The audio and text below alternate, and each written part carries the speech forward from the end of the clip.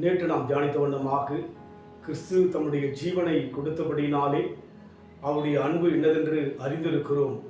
ஆம், தேவ அன்பை அறிந்தவளாயிருந்தால் நாம் என்ன செய்வோம் என்று சொல்லி அப்போஸ்தலனாகிய பவுல் தீமோத்தேயுவுக்கு எழுதின 2ஆம் நிருபம் 1ஆம் அதிகாரம் 13ஆம் வசனம், நீ கிறிஸ்து இயேசுவை பற்றும் விசுவாசத்தோடும் அன்போடும் என்னிடத்தில் கேட்டிருக்கிற ஆரோக்கியமான வசனங்களின் சட்டத்தை கை கொண்டு என்று சொல்லி பார்க்கிறோம். நம் கையிலே கொடுக்கப்பட்ட வேதம் ஒரு சட்டம்.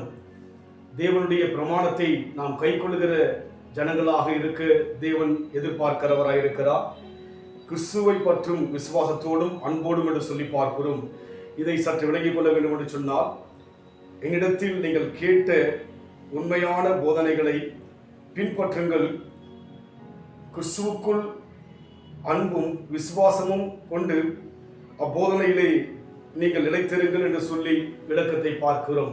ஆம், தேவனுடைய இந்த வார்த்தைகளை அன்போடு ஏற்றுக்கொள்ளும்படியாக, தேவனுடைய சத்தியத்தை நாம் அன்போடு ஏற்றுக்கொண்டு அவருக்காக வாழ்கிற வாழ்க்கை என்பது தேவனுடைய பார்வையிலே மகிழ்ச்சி உள்ளதாக, பிரியமுள்ளதாக இருக்கிறது. அதனால் சட்ட திட்டங்கள் நம்முடைய பார்வைக்கும் நம்முடைய மனதுக்கும் ஏற்றுக்கொள்ள முடியாதபடி இருக்கலாம்.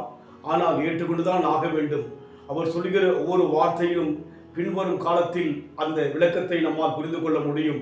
ஒருவேளை இப்போது அவருடைய சித்தமும் அவருடைய சட்டங்களும் நம்முடைய வாழ்க்கையிலே நடைமுறையிலே செயல்படுத்த முடியாதபடி இருக்கும். ஆனால் பின்வரும் காலங்கள் அதில் செயல்படுவதற்கு மிகுந்த பிரயோஜனமாக இருக்கும். அதனால் அவருடைய சட்டங்களை நாம் ஏற்றுக்கொள்வது மாத்திரமல்ல, அந்த சட்டத்தை கை கொள்ள தேவன் எதிர்பார்க்கிறார்.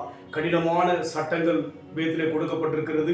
புதிய ஏற்பாட்டிலே சொல்லப்போனால் அவருடைய சட்டங்கள் நடைமுறையிலே செய்வதற்கு கடினமாக இருந்தாலும் கூட நாம் அதை செய்வதற்கு பிரயாசப்படும் போது அதனுடைய விளைவை, அதனுடைய மேன்மையை, அதனுடைய கனத்தை பின்வரும் காலங்களிலே நாம் பெற்றுக்கொள்ள முடியும். அதனால் நம் வாழ்க்கையிலே சட்டங்களை கை கொள்ள நம்முடைய வாழ்க்கையை ஒப்புக் கொடுப்போம்.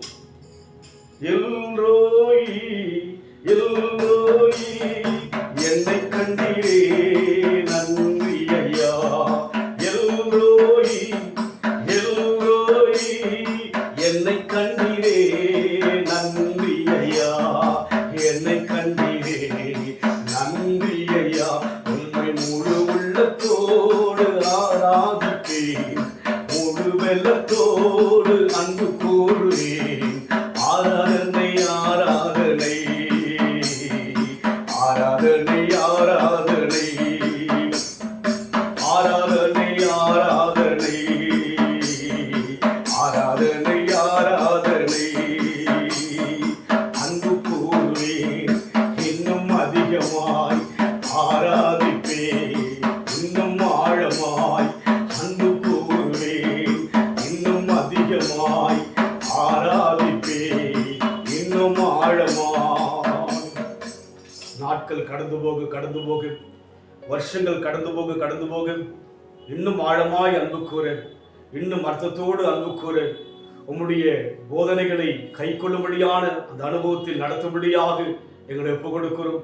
உடைய சட்டங்கள் செயல்முறையில் செய்வதற்கு கடினமாயிருந்தாலும் கூட நாங்கள் செயல்பட பிரயாசப்படும் போது அதன் பலனை நிச்சயமாய் எங்கள் வாழ்க்கையிலே நன்மையாக பார்ப்போம் என்று சட்டத்துக்கு நாங்கள் ஆண்டவரே பின்பற்ற கை கொள்ள உதவி செய்யும், ஆசீர்வதியும். இயேசுவின் நாமத்தில் பிதாவே, ஆமென். கர்த்தர் ஆசீர்வதிப்பாராக.